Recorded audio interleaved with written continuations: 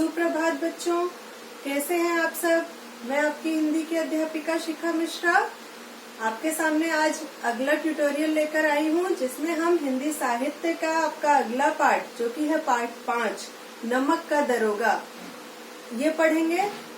ये है मुंशी प्रेमचंद की प्रसिद्ध रचना। इसके लेखक कौन है? मुंशी प्रेमचंद। और इस पाठ में रिश्वतखोरी, भ्रष्टाचार, इन सब कुरीतियों के बारे में, मतलब बुराइयों के बारे में बताया गया है।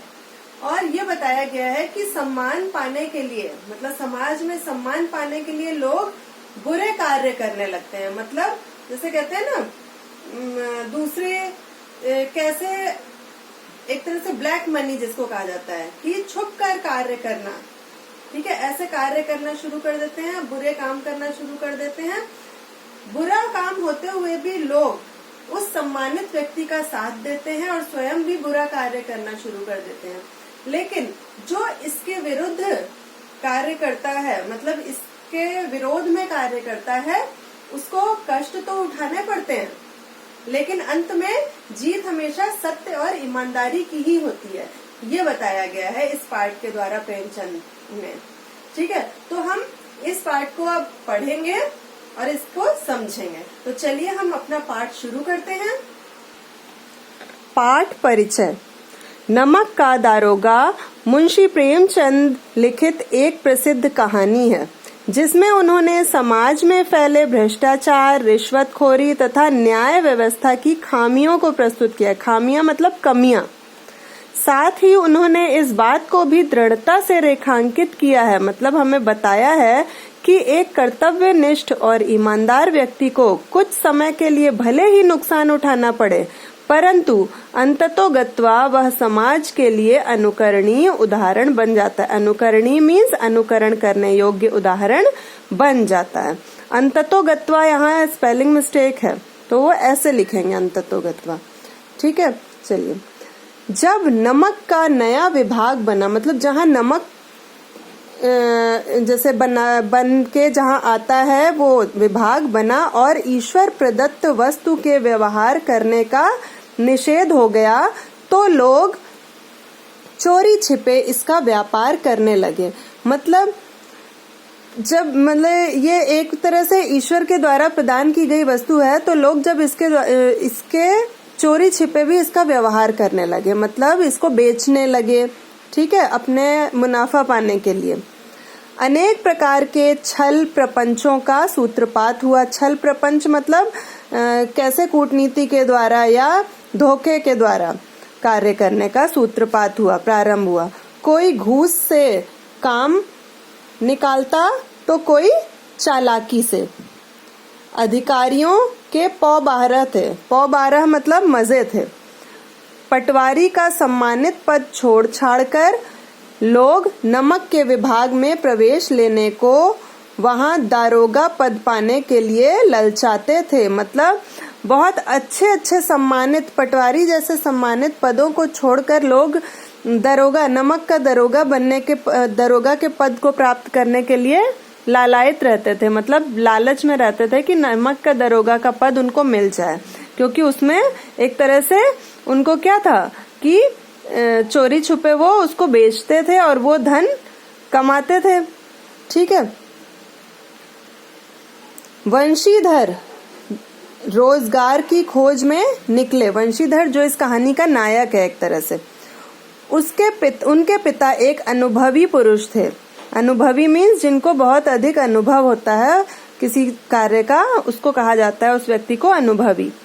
समझाने लगे। अब उन्होंने अपने बेटे वंशीधर को, मतलब वंशीधर के पिता जो हैं, वो अपने बेटे वंशीधर को समझा रहे हैं कि बेटा, घर की दुर्दशा देख रहे हो, ऋण के बोझ से दबे हुए हैं। ऋण मतलब एक तरह से कहते हैं ना कि उधार लिया हुआ, जैसे ऋण के बोझ से दबे हुए हैं।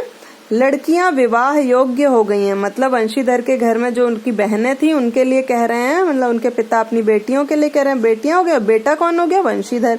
तो अपनी बेटियों के लिए कह रहे हैं कि वो लड़कियां भी विवाह के योग्य हो गई हैं। नौकरी में ओहदे की ओर ध्यान मत देना। ओहदा मतलब पद, ठीक है।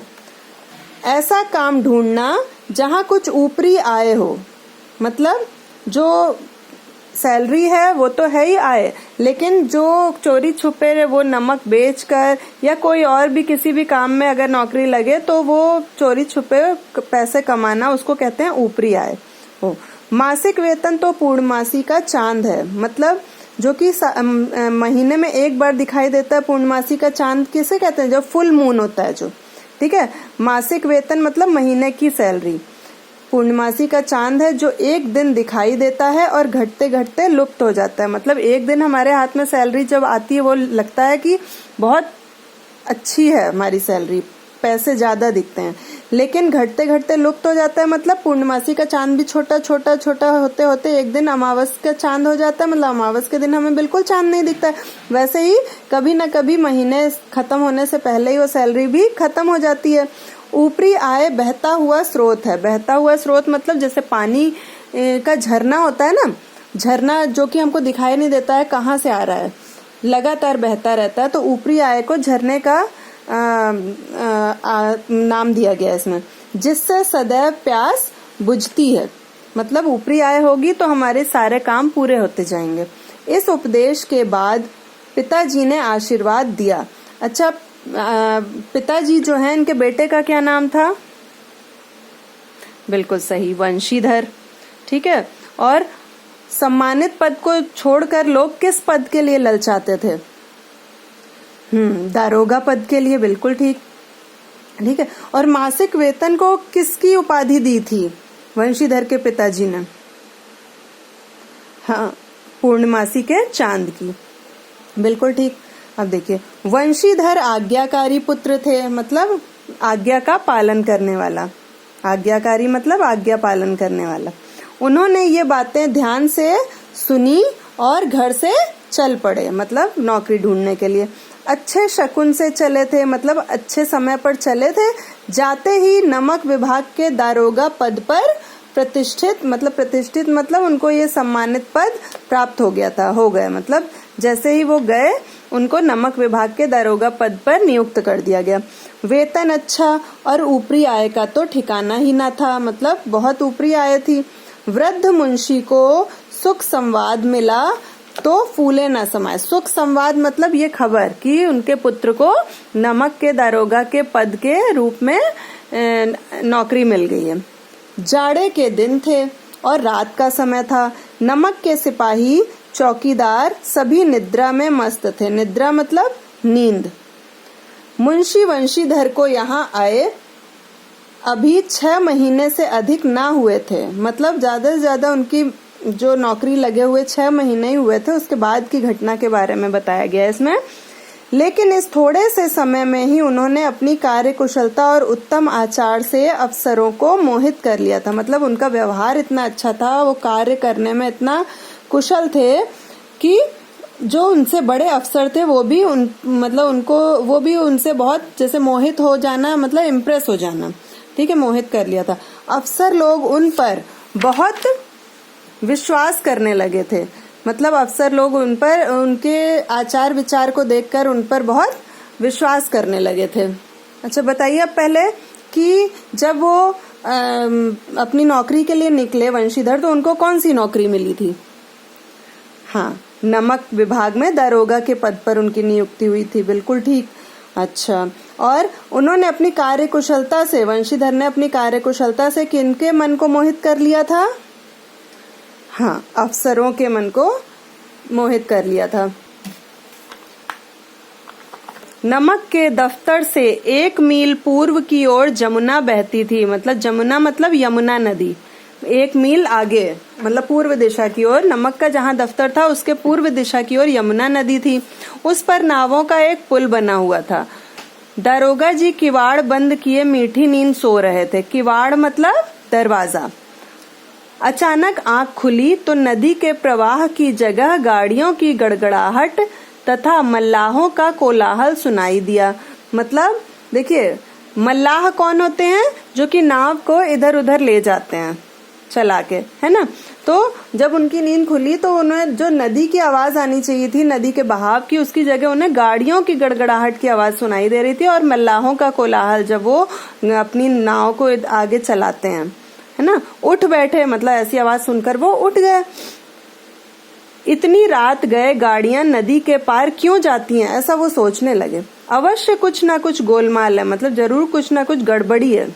वर्दी पहनी, तमंचा जेब में रखा और बात की बात में घोड़ा बढ़ाए हुए पुल पर आ पहुंचे, मतलब घोड़े पे बैठकर वो वहां पहुंच गए पुल पर। गाड़ियों की एक लंबी कतार पुल के पार जाती देखी, मतलब कई गाड़ियां पुल के दूसरी पार जा रही थी। डांट कर पूछा, किसकी गाड़ियां हैं? थोड़ी देर तक सन्नाटा रहा, आदमियों में कुछ कानाफूसी हुई। तब आगे वाले ने कहा, पंडित अलोपी दीन की। किसकी गाड़ियां हैं कहा? पंडित अलोपी दीन की। कौन पंडित अलोपी दीन?